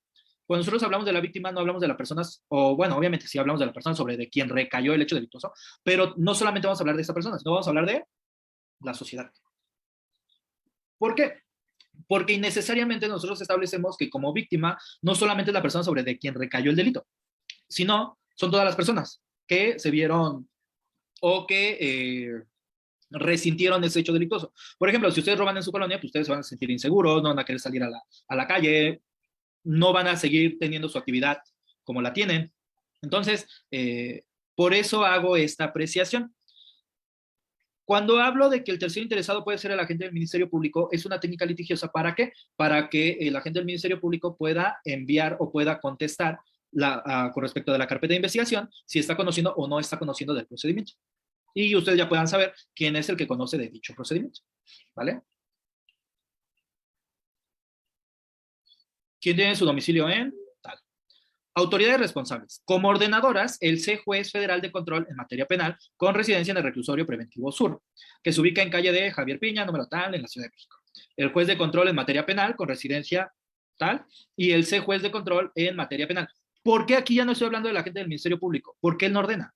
Él no está ordenando la orden de aprehensión. Quien la ordena es el juez de control. Así lo establece el Código Nacional de Procedimientos Penales. El Código Nacional de Procedimientos Penales establece que a petición de la gente del Ministerio Público, y lo que platicábamos de la jurisprudencia, ¿no? Siempre y cuando se tenga justificada la orden de aprehensión, se puede librar. Entonces, amparo. Acto reclamado. El acto reclamado, la privación ilegal de mi libertad. Siempre recordando y nuevamente haciendo la predisposición, siempre tener bien en claro, compañeros, y siempre tener ojo qué es lo que estamos solicitando como acto reclamado, qué es lo que estamos, porque ahorita voy a hablar de la tortura y tiene una prelación más o menos de esta magnitud, ¿no? Garantías violadas, las que consagra el artículo 1º, 14º, 16º, 20º, 21º constitucional. Bajo protesta de decir verdad, manifiesto que los hechos y abstenciones que constituyen los antecedentes del acto reclamado me constan y son los siguientes. Hechos. Siendo aproximadamente las 13 horas con 30 minutos del día 29 de enero de 2019, modo, tiempo y lugar, ¿vale? Unos vecinos del que suscribe me informan que estaban invadiendo mi lote de terreno, que es de mi propiedad, el ubicado en, materia administrativa. Siendo aproximadamente las 13 horas con 30 minutos del día 29 de enero de 2019, me encontraba el ISSSTE número tal, me encontraba en el ISSSTE con ubicación número tal, ¿vale? Materia laboral inclusive, en amparo directo, no he encontrado un laudo. La sentencia, el laudo, perdón, no sentencia, el laudo que pone fin al procedimiento de fecha tal, ¿vale? Modo, tiempo y lugar. Cualquier materia es una fórmula matemática, inclusive materia agraria, si lo quieren ver, materia fiscal, materia familiar, lo que ustedes manden y ordenen, civil, mercantil. Modo, tiempo y lugar. Me informan que me estaban invadiendo mi lote de terreno, que es de mi propiedad, el ubicado en tal dirección, metiendo al mismo material de reciclaje. Al presentarme al lugar, aproximadamente a las 20 horas, se me presenta un sujeto que se hizo llamar Juan NN, que se identifica como el dueño de mi predio, por lo que presenté mis papeles de la propiedad del inmueble, por lo que solicito saque el material. Otra persona que lo alcancé a oír le llamaban, se pone violento y me dice que no se va a salir, porque solicito a los patrulleros, por lo que solicito a los patrulleros, perdón, que nos acompañen, que nos presenten a la gente del Ministerio Público, por lo cual nos trasladan a la agencia del Ministerio Público, que se encuentra en la alcaldía tal. Al estar realizando la Policía de Seguridad Pública la puesta a disposición, se nos acerca la persona que se identificó como Jorge N. y nos dice: soy un simple gato, el dueño real se encuentra ubicado en mi edad y se llama tal, el cual había vendido la propiedad y que no tengo documento alguno en este momento para acreditar la propiedad. Sacan su material, pero dejan una cadena y un candado, por lo que solicito se me permita quitar la cadena y el candado para acceder a mi propiedad, ya que conozco a personas que los pusieron solo el día que se presentaron y retiraron del lugar, desconociendo sus domicilios. Número 2, el día 20 de febrero de 2019, se presentó una persona que se identificó como licenciado. Dejó en mi domicilio de trabajo unos documentos que refería, era una denuncia de hechos, que se encuentra en la colonia tal. El día 22 de febrero de 2019, siendo aproximadamente las 9:30 horas, me presento en el domicilio de trabajo. Dos personas se identificaron como policías federales de investigación para referirle al portero que me buscaban para detener. Esto es en el domicilio ubicado en... Pero al encontrarme en una sucursal, no pude entrevistarme con los mismos. Me avisan y aproximadamente a las 15 horas me presento, pero esas personas ya se habían retirado. Me informan que en mi lote de terreno encontraron psicotrópicos y que existió una carpeta de investigación del Foro Común que habían localizado. Okay. ¿Qué es lo que pasa? Esta persona, a la cual estoy haciendo mención, tiene un terreno. Se están peleando con otras personas en materia familiar. Llega una persona X y mete cascajo a ese terreno. Llega el cliente, le dice: oye, ¿sabes qué? No puedes tener este material, es mi propiedad. Se hacen de palabras, él habla a una patrulla, habla con los policías y le establecen: no, oye, ¿sabes qué? La verdad, retira tu cascajo, o sea, no puedes tener esta basura en mi predio. Y en todo caso, pues vamos a la agencia del Ministerio Público y te voy a denunciar por despojo, ¿vale? Bueno, para no hacerles el cuento largo, estas personas retiran todo el material, pero dejan una cadena y un candado. Entonces, acude esta persona, el cliente, quita la cadena, la guarda en una bolsa y deja cerrado su local con su propio candado. Pasa el tiempo, acuden dos agentes policiales a la sucursal donde él se encuentra laborando y le comentan al vigilante de la puerta que vienen con una orden de aprehensión en contra de tal persona. Obviamente esa persona no se encontraba en el lugar exacto de su domicilio, o mejor, de su domicilio de trabajo, ya que él es repartidor, se encontraba en otra sucursal. Entonces, una vez que se entera que lo quieren detener, promueve el juicio de garantías. Esto es bien importante porque dentro de la orden de aprehensión nosotros tenemos que tener dos funcionalidades. Si bien es cierto, yo me aventé todo un rollo diciéndoles que podíamos irnos al amparo por la cuestión de establecer el principio de inocencia, aquí nosotros vamos a hablar de que no existe una debida defensa, de que la persona está siendo privada de su libertad o intentando ser privada de su libertad por una funcionalidad o por una cuestión en la cual él no fue oído y vencido en juicio. Y esto es bien importante, compañeros, porque si nosotros vemos lo que establece el Código Nacional de Procedimientos Penales con respecto a la orden de aprehensión, nos vamos a dar cuenta de que realmente la persona no se puede defender. Ya se puede defender en la audiencia inicial. Ok, si bien es cierto, nos dice la Constitución y el Código Nacional de Procedimientos Penales que la audiencia inicial es un cierre de instrucción en donde tú puedes presentar pruebas, no tienes el mismo tiempo para presentar pruebas que sí los tantos meses que tuve la agente del Ministerio Público para investigar. Entonces, el defensor y el agente del Ministerio Público no están en la misma calidad. En eso su servidor se basa en promover estos juicios de garantías. Es ahí el truco, por así decirlo. El día 22 de febrero de 2019, no es cierto. Concepto de violación. Se viola en mi perjuicio la garantía que consagre el artículo 14º constitucional, que versa: nadie podrá ser privado de la libertad o de sus propiedades, posiciones o derechos, sino mediante juicio seguido ante los tribunales previamente establecidos, en el que se cumplan las formalidades esenciales del procedimiento y conforme a las leyes expedidas con anterioridad al hecho. Es decir, compañeros, presunción de inocencia, en donde yo establezco es que no he sido oído y vencido en juicio. No se debe de presumir mi inocencia antes de que me quieras detener. Es que es un delito grave. Sí, no he tenido la oportunidad de defenderme, ¿vale? Como les comento, el amparo es científico. El amparo trata de revolucionar el derecho. El amparo trata de revolucionar todas estas fallas que tuvo el legislador al momento de crear la ley, ¿vale?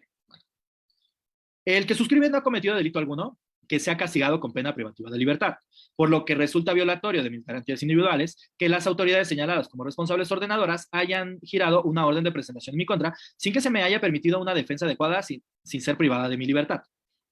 Debe prevalecer el derecho humano de la presunción de inocencia, para que se me intente privar de mi libertad personal, por las autoridades señaladas como responsables para emitir una orden de aprehensión o presentación en mi contra, por lo que resulta violatorio de mis garantías de defensa el hecho de no haberme citado conforme a derecho para hacer frente a la acusación que existía en mi contra y poder allegar pruebas para desvirtuar dicha acusación, sin permitirme defender. Viola mi garantía de inocencia que debe reunir los requisitos que establece la tesis de jurisprudencia que permito reproducir. Presunción de inocencia como estándar de prueba.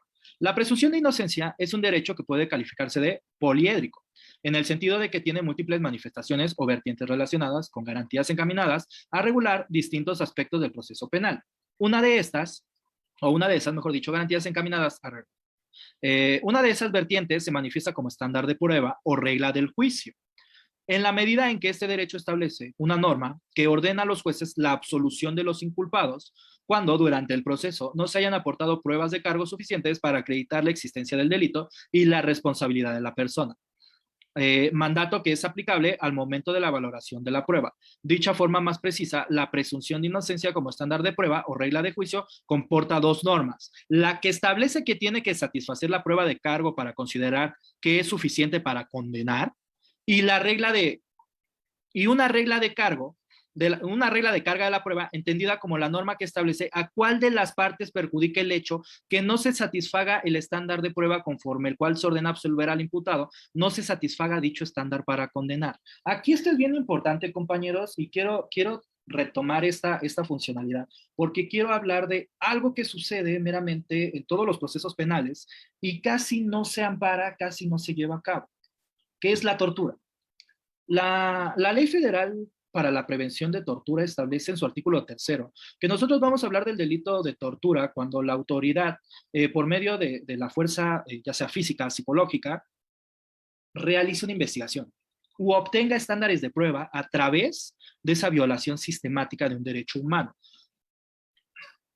Una víctima de tortura, la tortura en general, es uno de los derechos humanos más protegidos por el Código Nacional de Procedimientos Penales, por la Constitución, pero menos protegidos por la autoridad. Y en ese momento les voy a decir por qué. Cuando nosotros analizamos cualquier procedimiento penal que ustedes manden y ordenen, el Código Nacional de Procedimientos Penales nos dice, debida detención se realiza cuando agente policíaco se presenta, así exista inclusive flagrancia, ¿eh? Se presenta ahí, buenas tardes, mi nombre es José Antonio Arteaga Jicotenca, con número de placa tal. El motivo por el cual lo estoy deteniendo es el siguiente.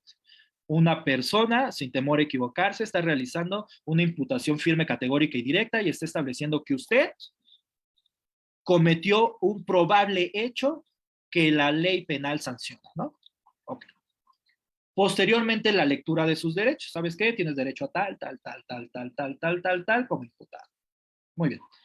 Posteriormente, realizar el cateo, posteriormente realizar el embalamiento de los objetos con los cuales se realizó el hecho delictuoso. Embalar, tomo una bolsita, tomo el objeto no con las manos, con guantes, con pin, con lo que ustedes manden y ordenen para no destruir la prueba. Embalo, cadena de custodia, sello, detengo a la persona como primer respondiente y tengo el tiempo necesario, compañeros, desde que lo detengo hasta llegar a la agencia del Ministerio Público. Yo no tengo que esperar a la grúa para que se lleve el coche, yo no tengo que esperar a ver si hay testigos, yo no... Tiempo necesario. ¿Por qué? Porque se presume la privación ilegal de la libertad. ¿Vale? Así lo establecen el protocolos internacionales en materia de detención, así lo establece, así lo establece la ley reglamentaria de detención, así lo establece los protocolos de detención de la policía de la Ciudad de México, de la policía, así lo establecen todas las policías en México. Así establecen ese protocolo. Y ese es el protocolo que se debe llevar a cabo, debida detención. No saben la infinidad de personas que saben durante la audiencia inicial, porque la gente del Ministerio Público y los policías no saben acreditar la debida detención. No saben la cantidad de personas que salen. Bueno, ok.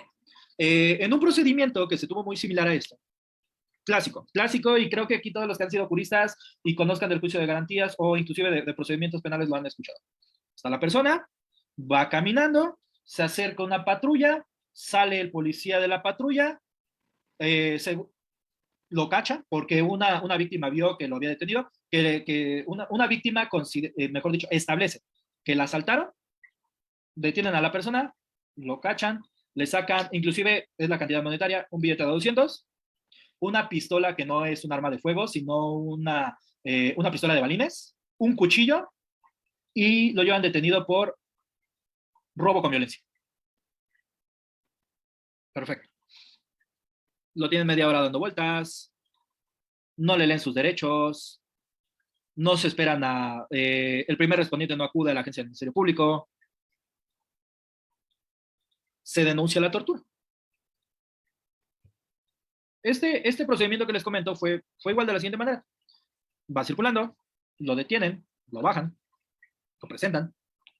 En la audiencia inicial se establece, ¿sabe qué? Como prueba superviniente, tengo un video, cámara C5, en donde no se ve que la persona se encuentre en la hora que refiere el policía que lo detuvo. Policía refiere 7:05. A las 7:05 no hay ninguna patrulla.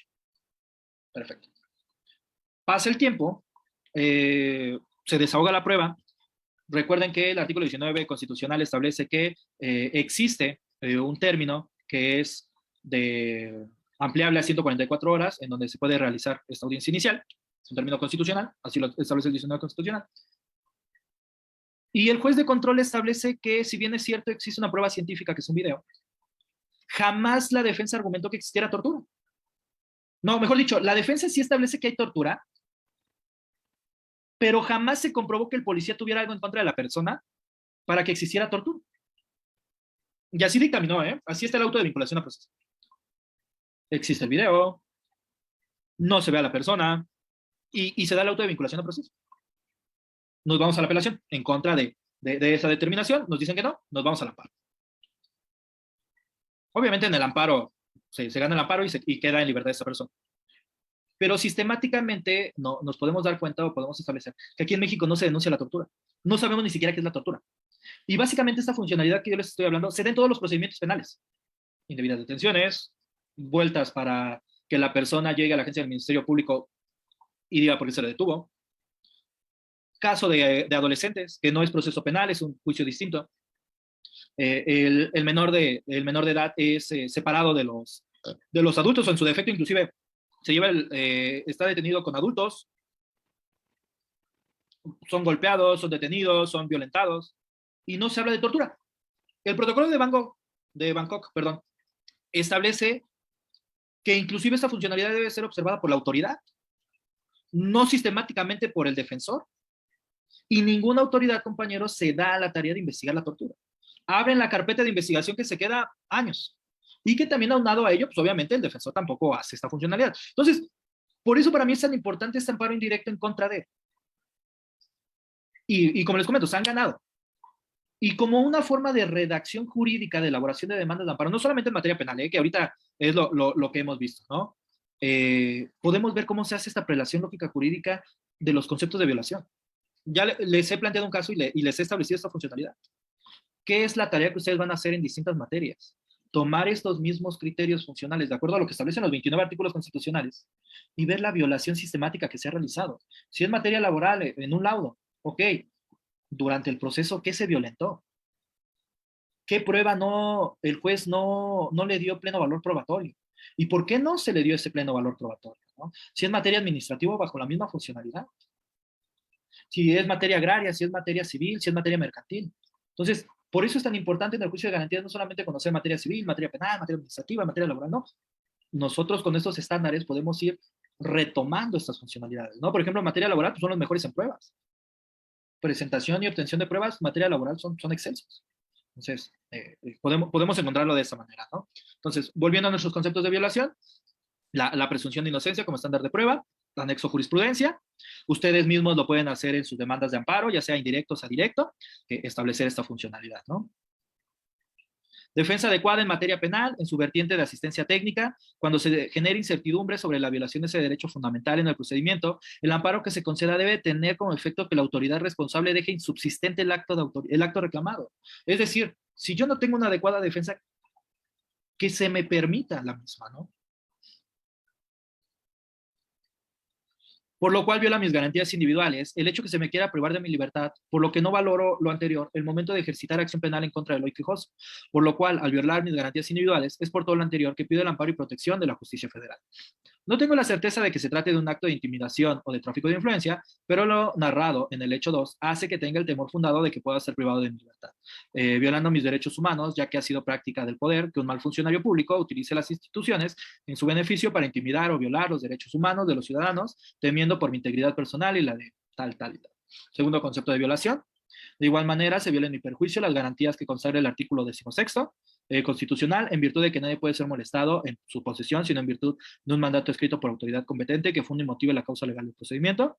Las presentes violaciones considero que se dan en virtud de las causas ya señaladas en el proceso, en el precepto de violación anterior, en el cual, en atención al principio de economía procesal, solicito que se me dé por reproducido en ese apartado. Lo que les comentaba, ¿no? Si ustedes quieren hacer de su amparo más consistente y establecer por qué, de acuerdo al artículo 16 constitucional, o sobre cuál es versando su concepto de violación violenta su garantía individual, adelante, ¿no? Lo pueden hacer valer, pueden anexar jurisprudencia, pueden establecer. Yo como consejo, y lo que les he comentado, pues intenten que sea lo más digerible para la autoridad, ¿no? Capítulo de suspensión, de acuerdo al artículo del 125 al 128 y demás relativos y conducentes a la ley de amparo, solicito la suspensión provisional de las autoridades que señalo como responsables y en su oportunidad la suspensión definitiva de respecto de los mismos actos reclamados, solicitando 2 copias de la misma. Terminamos con nuestros puntos petitorios. Protesto lo necesario, Ciudad de México, fecha tal y nombre de la persona que está promoviendo y firmando el juicio de garantías. Denme un segundo. Okay. Un segundo.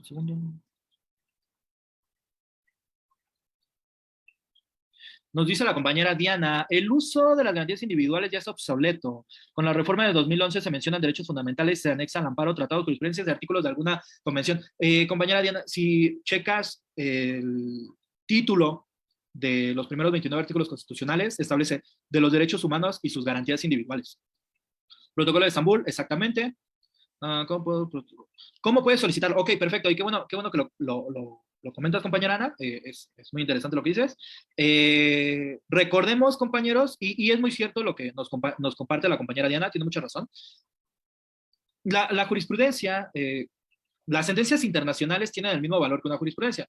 Las podemos utilizar y las podemos llevar a cabo como juristas. Los tratados internacionales, ¿cómo se llevan a cabo? ¿Cómo se pueden solicitar? Tú le debes, por ejemplo, vamos otra vez aquí al ejemplo, ¿no? De este juicio de garantías que tenemos aquí. En vez de anexar la jurisprudencia, tú puedes anexar el tratado internacional. De acuerdo a el protocolo de Estambul, pues yo solicito la funcionalidad de establecer que existe tortura, ya que en dicho protocolo se establece que al funcionario público que menoscabe la integridad física y psicológica de la persona está incurriendo en tortura y está obteniendo de manera ilegal dicha prueba. Entonces, por lo tanto, solicito la libertad inmediata para que no se siga violentando el derecho humano. Entonces, protocolo internacional y haces la funcionalidad de hacer valer esta parte, ¿no? En materia laboral, por el directo, señalado únicamente la violación del artículo 24, 25, 29 de la Comisión Mexicana, según el artículo 5 de los derechos civiles políticos no concreto, no solo estimó efectuar una afirmación genérica al marco normativo, por lo que hace a las violaciones del control de convencionalidad. Sin embargo, los requisitos mínimos para sus análisis no señaló, de igualmente por lo que hace el control de constitucionalidad ex oficio y pro persona, no supe realizar los requisitos para su presencia. Ok, perfecto. Bueno, básicamente te puedes ir a la revisión. Si te están denegando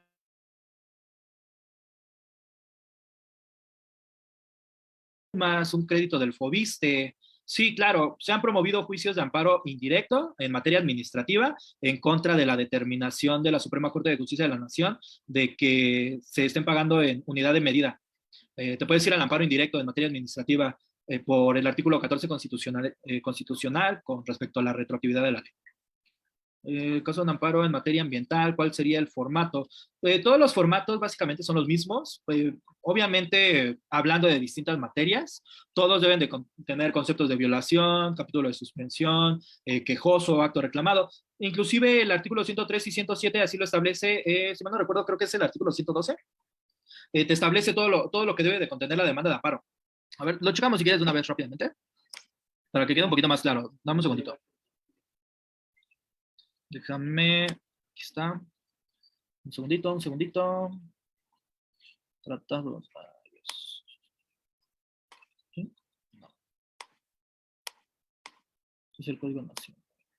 Aquí está. No, sí.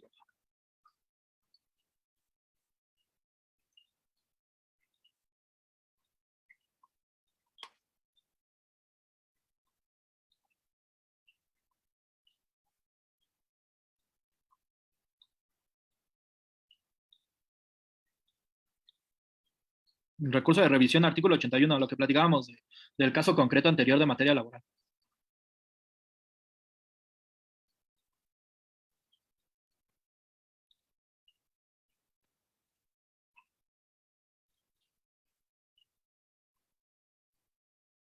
Mira, aquí viene toda por norma general, por su sola entrada en vigor y con motivo del primer acto de su aplicación, causa en perjuicio del quejoso, el amparo indirecto procede, y te establece todas las funcionalidades por las cuales procede el amparo indirecto. Y posteriormente, ahorita te lo busco,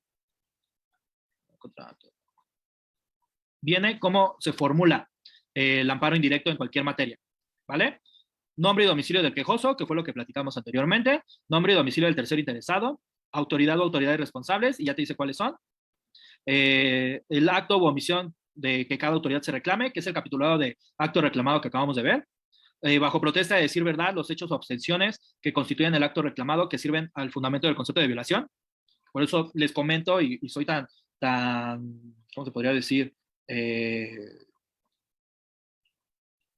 Tan minucioso en cómo se desarrollan los conceptos de violación, porque básicamente el juez de distrito va a basar su sentencia en tus conceptos de violación. Los preceptos que conforme al artículo primero contengan las garantías que fueron violadas o que se reclamen, mejor dicho. Esta es una fundamentación en caso de que tu amparo sea en contra de la inconstitucionalidad de una ley. Los conceptos de violación. Entonces, aquí está la formulación meramente expresa. Artículo 108, en caso de amparo indirecto, de cómo se realiza un juicio de garantías. Es lo mismo prácticamente para el amparo directo, solamente que recordando que el capítulo de suspensión no se pide una suspensión provisional, sino solamente se pide la suspensión, ¿vale? En el caso de que una persona privada de la libertad no le permitan contraer matrimonio civil con una persona del exterior, ya que para auxiliarlo con dicho trámite se le condiciona presentar un acta de concubinato aún haya solicitado con el director de ejecución y trabajo social sin tener una respuesta favorable, se promueve el amparo indirecto, hay que agotar algún recurso antes de promover el juicio. No, porque tú ya estás haciendo la solicitud. Inclusive mañosamente podrías solicitar por el octavo constitucional. Solicitaste, no te contestó, etcétera, o la funcionalidad de irte simplemente al amparo indirecto en contra de la determinación. ¿Qué pasa si se me otorga el amparo y el imputado sigue dentro del cerezo? ¿Tendré que acudir al recurso de queja? No, simplemente con el juez de distrito solicitarle que sigue detenido y...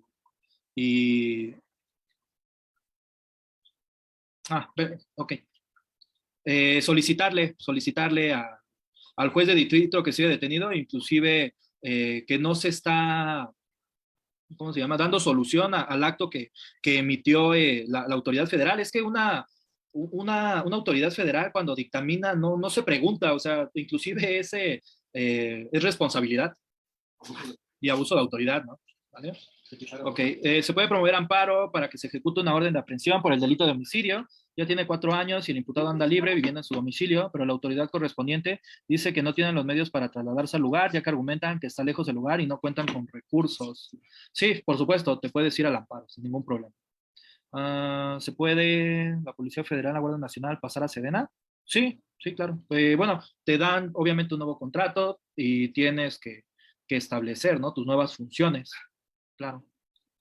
En caso de que la primera acción jurídica sea un convenio por mediación y conciliación de materia familiar, en el cual pasan los años y una de las partes procede en vía de apremio el cumplimiento del convenio antes mencionado por aumento de salario, del cual el demandado solo le dio vista para responder, más no una demanda como tal. Asimismo, la sentencia sale a favor de la parte actora, por el cual el condenado no puede presentar apelación de sentencia por cuestiones médicas COVID, del cual se presentó una justificación para ampliar el término de presentación de apelación, lo cual el juzgado no admitió, el justificante, por lo que la vía sería el amparo directo. Luego entonces se presentaría el amparo por falta de garantía de audiencia o por parte de la sentencia que dictó el juez a favor de la parte actora. La cuestión aquí, compañeros, en cuestión de términos, los términos son fatales. Si bien es cierto, existe en materia familiar suplencia de la deficiencia de la queja, la apelación tiene un término. Si no se respeta ese término, tienes que ir al amparo.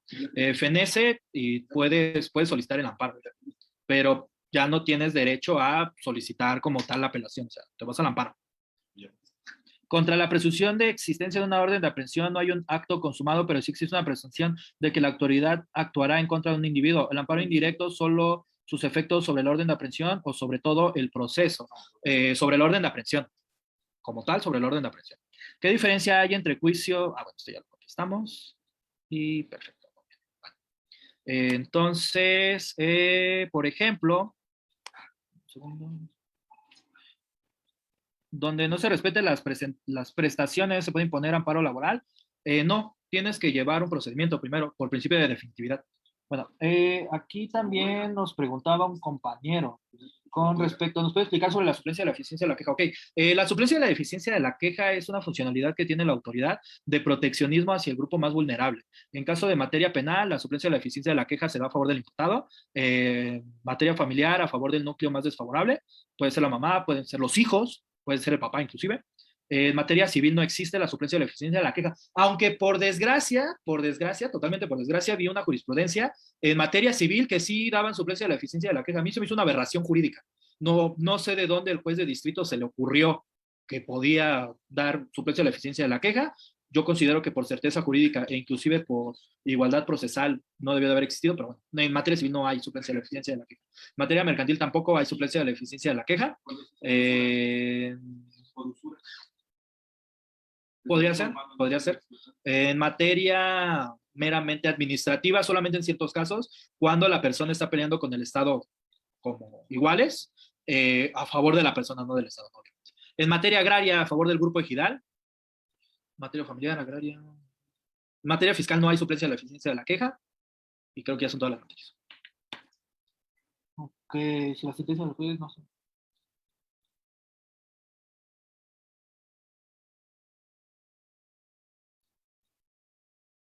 Bueno, entonces, básicamente sería todo por mi parte, compañeros. Muchísimas gracias por su tiempo y por su atención. De verdad, siempre es un honor trabajar para el Centro de Estudios Multidisciplinarios.